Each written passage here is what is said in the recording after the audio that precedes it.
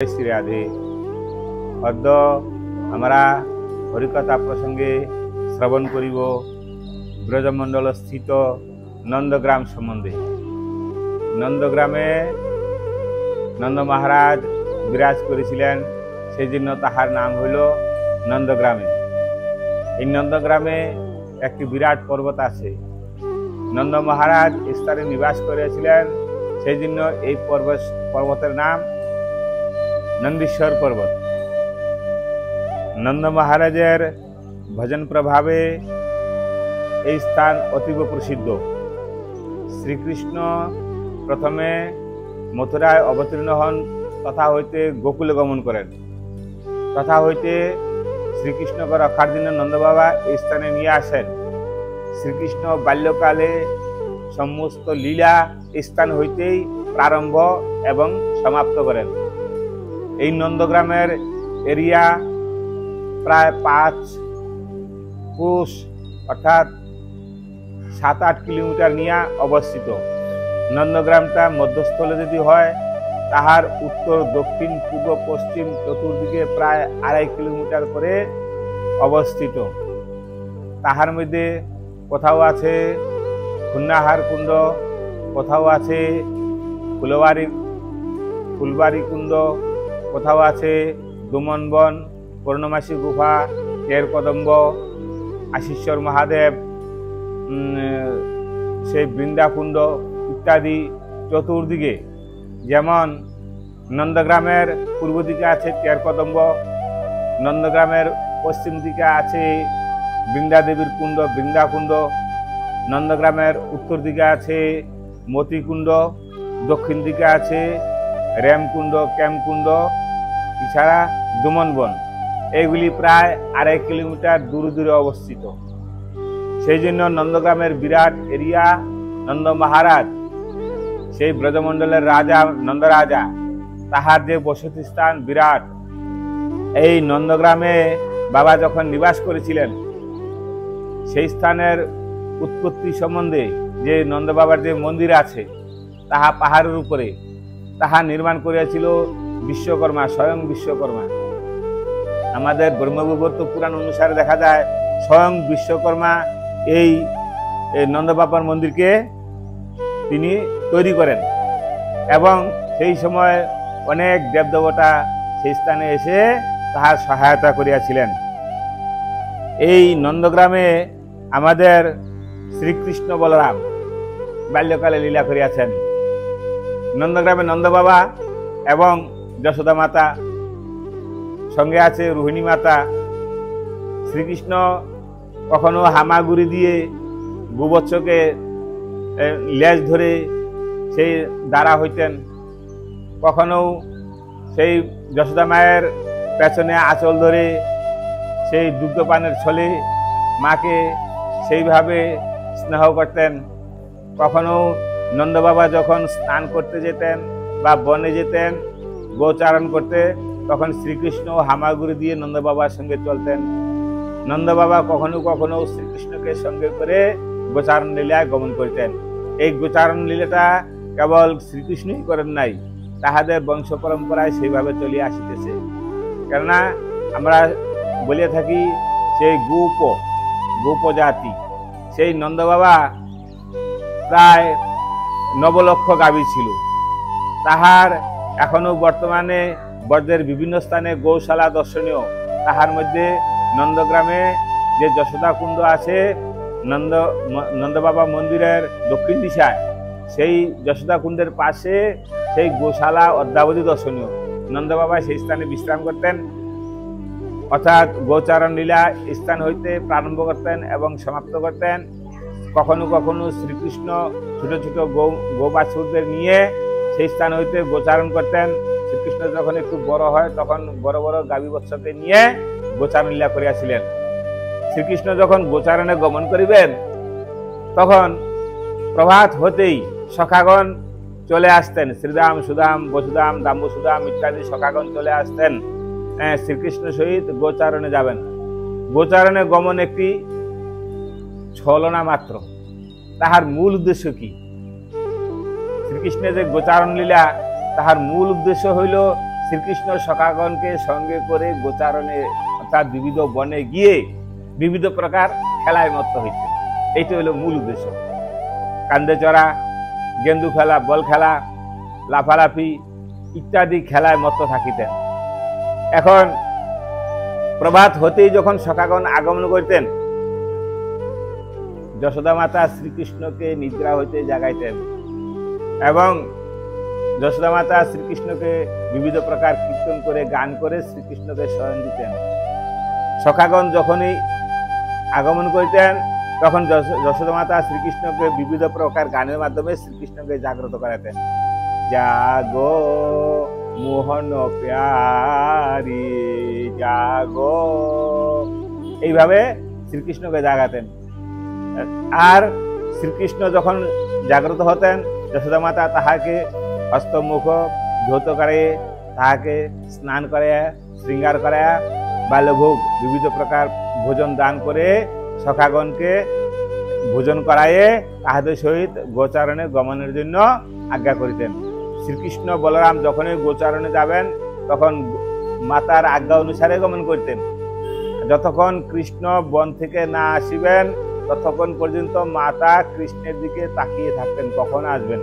রাস্তায়, দরজায় অর্থাৎ যে গেট আছে সেই স্থানে দাঁড়িয়ে কৃষ্ণকে অপেক্ষা করতেন কখন আসবেন। যেইভাবে আমার প্রেমময়ী রাধারানী শ্রীকৃষ্ণকে দর্শনের জন্য জাবট গ্রাম হইতে সেই তার উপর যে মন্দির আছে সেই মন্দির থেকে তাকিয়ে থাকতেন কৃষ্ণ কখন বাঁশি বাজাবেন। সেই কৃষ্ণের বংশীধ্বনি শ্রবণ করিয়ে কৃষ্ণের সহিত মিলিত হবেন, সখীগণের সহিত গমন করে। সেই জন্য নন্দগ্রাম এবং বসানার নন্দগ্রাম এবং জাবট গ্রামের মধ্যস্থলে আছে টের কদম্ব। যেই কদম্ব বৃক্ষের নিচে সখীগণের সহিত রাধারানী বসে শ্রীকৃষ্ণের বংশীধ্বনির জন্য টের অর্থাৎ লক্ষ্য রাখিতেন, তাহার নাম হয় টের কদম্ব। পদ্মাবতী সেই টের কদম্ব দর্শনীয়। সেই স্থান থেকে যখনই শ্রীকৃষ্ণ কুকিল সুরে কুকিলা বনে গিয়া বাঁশি বাজাতেন তখন রাধারানী সখীগণের সহিত এই স্থান থেকে টের রেখে সেই স্থানে গমন করে শ্রীকৃষ্ণের সহিত মিলিত হইতেন। এই যে আমাদের প্রেমময়ী রাধারানী, তিনিও জাবট গ্রাম হইতে নন্দগ্রামে আগমন করিতেন। কেন আগমন করিতেন? মাতা যশোদা স্বয়ং কৃষ্ণকে রসই করে ভোগ লাগায়, আবার মাতার সঙ্গে বিভিন্ন সে সহায়কারী দাসদাসী আছে, তাহারা সহায়তা করেন। কিন্তু যশোদা মাতা কেন রাধারানীকে এই জাবট হইতে নন্দালয়ে আনয়ন করেন? শ্রীকৃষ্ণের কে রসই করে খাওয়াবো বলে। কেন? একদা নারদ ঋষি পূর্ণমাসী দেবী বললেন নারদ ঋষিকে যে এটার কারণ কি?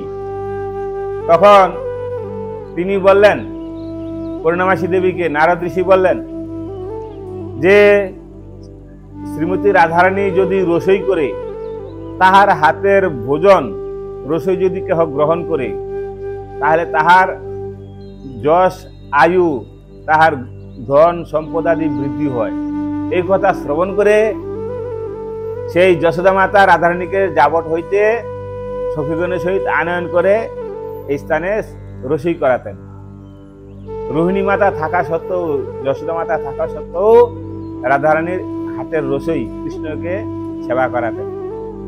আরেকটি উদ্দেশ্য হইল রাধারানী এই ছল করে সেইখান থেকে স্থানে এসে কৃষ্ণের সহিত মিলিত হতেন। রাধারানী যশোদা মাতা আজ্ঞা দিতেন শ্রীকৃষ্ণকে ভোজন করানোর জন্য। তখন শ্রীকৃষ্ণ সেই ভোজন করতেন আর রাধারানীর দিকে তাকিয়ে থাকতেন, রাধারানী কৃষ্ণের দিকে তাকিয়ে থাকতেন। এই যে সুমধুর মিলন, এই যে পরকীয়া রসাস্বাদন, এই যে রাধা কৃষ্ণের প্রেম তত্ত্ব, গুড় নিগুড় কঠিন তত্ত্ব, সেই প্রেমরসে যদি না ডুবে তাহলে রাধা কৃষ্ণের প্রেমরস লাভ হবে না। আমাদের এই যে নন্দগ্রাম, নন্দগ্রামে নন্দবাবা তো নিবাস করেছেন, সখা সখীগণ এই স্থানেও আগমন করিয়াছিলেন। রাধারানীর সেই অনেকেরা বলিয়া থাকেন পরকীয়াতে বিবাহ আদি নাই, কিন্তু নন্দবাবা একদিন বাল্যকালে শ্রীকৃষ্ণকে নিয়ে গোচারণে গিয়াছিলেন। সেই ভান্ডির সন্নিকটে। সেই স্থানে ঝড় তুফান যখন হয় তখন শ্রীকৃষ্ণকে রক্ষা করার জন্য কোথাও দেখতে পায় নাই কাউকে, হঠাৎ একটা জ্যোতি দেখতে পায়। সেই স্থানে জ্যোতির মাধ্যমে রাধারানীকে দর্শন পায়। তখন রাধারানীকে দিয়েছিলেন তাহাকে রক্ষার জন্য, যশোদা মাতাকে দেওয়ার জন্য। তখন তিনি কৃষ্ণকে নিয়ে যখন চললেন রাস্তায়, সেই যে আমাদের একটা হইল বংশীবটে বংশীবাদন করিয়াছিলেন, আরেকটা হইল টের কদম্বে রাধারানী লক্ষ্য করিয়াছিলেন, আরেকটা হইল আমাদের এই বংশীবট টের কদম্ব, আরেকটা হইল বিহারবন, আরেকটা হইল নন্দঘাট, একটা হইল সেই বিভিন্ন রকমের বটবৃক্ষ আছে, তাহার মধ্যে হইল দমন বন, তাহার মধ্যে হইল ভান্ডির বন। এই আমাদের যে ভান্ডির বন কেন বলা হলো বিখ্যাত, এই স্থানে রাধারানীর সহিত শ্রীকৃষ্ণের ব্রহ্মা স্বয়ং বিবাহ দান করাইছিলেন, সেই জন্য তাহার নাম হয় ভান্ডির বন। তো এই যে রাধাকৃষ্ণের সাগাই কেন বলা হলো, সাগাই ব্রজবাসীরা বলেন বিবাহের পূর্ব হইয়া থাকে, যাহার সঙ্গে যাহার যেই ছেলে এবং মেয়ের সঙ্গে যাহার সাগাই হয়ে যায় তাহার সঙ্গে বিবাহ স্থাপন হয়। তো এই সাগাইটাই একমাত্র সেই নন্দ যশোদা, বৃষভানু রাজা, কীর্তিদা মাতা, তাহারা এই সাগাইটা সেই কৃষ্ণের সহিত রাধারানী করাইয়াছিলেন। সেই জন্য রাধাকৃষ্ণের যে সেই পরকীয়া তত্ত্বে রাধাকৃষ্ণের যে যুগল বিগ্রহ, আমাদের রাধারানীর সহিত যে কৃষ্ণের বিবাহ স্থাপন, সেইটাই একমাত্র সুসম্পন্ন হইয়াছে। এই যে রাধারানীকে এই সম্বন্ধ নিয়ে আলোচনা করার জন্য সেই নন্দগ্রাম হইতে নন্দ বাবা বাসানা হইতে বৃষভানু রাজাকে নিয়ে আসেন। সেই সাগাই সম্বন্ধে আলোচনা হয়, সেখানে অনেক দান হয়, যৌতুক হয়, হ্যাঁ, বিভিন্ন প্রকার অলঙ্কার আদি দেওয়া হয়, বস্ত্র দেওয়া হয়, আঙ্গুঠি দেওয়া হয়, হ্যাঁ, তাহাতে সাগাই হয়। সেই রাধারানীর সেই শুভ বিবাহ পরিণয়ের যে চিহ্ন, হ্যাঁ, আমাদের সেই নন্দগ্রামে হইয়াছিল। এবং রাধারানী শ্রীকৃষ্ণকে দর্শন করার জন্য সখীগণের সহিত এই স্থানে একবার আগমন করিয়াছিলেন। আমাদের নন্দগ্রাম এবং বসানার মধ্যস্থলে আছে নন্দগ্রামে 56 কুণ্ড দর্শনীয়। তাহার মধ্যে বর্তমানে বহু কুণ্ড তীর্থ লুপ্ত হইয়া গিয়াছে। প্রাচীন কালে নন্দগ্রামের পূজারী, তাহার নাম ছিল আনন্দ ঘন বাবা। তিনি এই 56 কুণ্ড সম্বন্ধে একটি সেই পদ রচনা করিয়াছেন। তাহা হইল, সিংহ পৌর के निकट सरोवर छाछ कुंड की छवि न्यारी, मोती कुंड मनोहर दाता निकट कुंड यहाँ फुलवारी, विलास बट और सारस की बट कदम्ब और पौरारी, कुआ की गुपेश्वर राजा अंग भूत जटाधारी, कृष्ण कुंड की बरनो महिमा संतन के दर्शन भारी, नृत्य गोपाल विराजे ठाकुर मूर्ति है सुंदर प्यारी, कोई घूटे कोई रंग लगावे छान तो हो न्यारी न्यारी, भरी भरी लोटा पीब तो लागे नंद मोहरी के पुजारी, जगरा की जल विहार जगत में टेर कदम्ब लीला न्यारी, सप्ताह होत्र बचे परायण होत्र जीव की उद्धारी, बैठक तो अक्रूर भगत की आप विराजे गिरधारी, आशेश्वर महादेव विराजे गले फूल माला धारी, लेबबट में सखा मंडली बाटो छाछ न्यारी न्यारी, बस्तर कुंड बने बनमाली पारल खंडी हो प्यारी, बिहको जोग धान झगड़ा की भंडारो क्यों भारी, मोहन कुंड मदन मोहन को ललित कुंड ललित प्यारी, गौरी हिंदुला अद्भुत सुंदर झुलत हे राधा प्यारी, सूरज कुंड कहालो बरन गौ अन्य की बैठक न्यारी उद्धव क्यार उद्धव जी को 56 चौक छाछ क्यारी पूरन मासी है परिपूरन 2 मील रस रचो भारी रैम कैम को और राबरी कुंड जशोदा छवि छाई बैठक पर गौ चवाई माठ बिलोगत जसुमाई मधुसूदन कारेलोक और बेलन बन की लता न्यारी पनहारी कुंड की दे परिक्रमा चोर फोर की छवि न्यारी रोहिणी रोहिणी कुंड बनो हो उनको महिमा अति भारी बदाखर में बिंदा देवी मानो नगर कोटबारी चरण पहाड़ी चरण पादुका संतन की बैठक न्यारी 56 कुंड की दे परिक्रमा आनंद घन की बलिहारी। ये आनंद घन बाबा ब्रजवासी तिनी शक्ति आनंद का मूर्ति है। उन्होंने 56 कुंड का नंद का नाम प्रचार कर दिया है। कैसे 56 कुंड है, कहाँ है?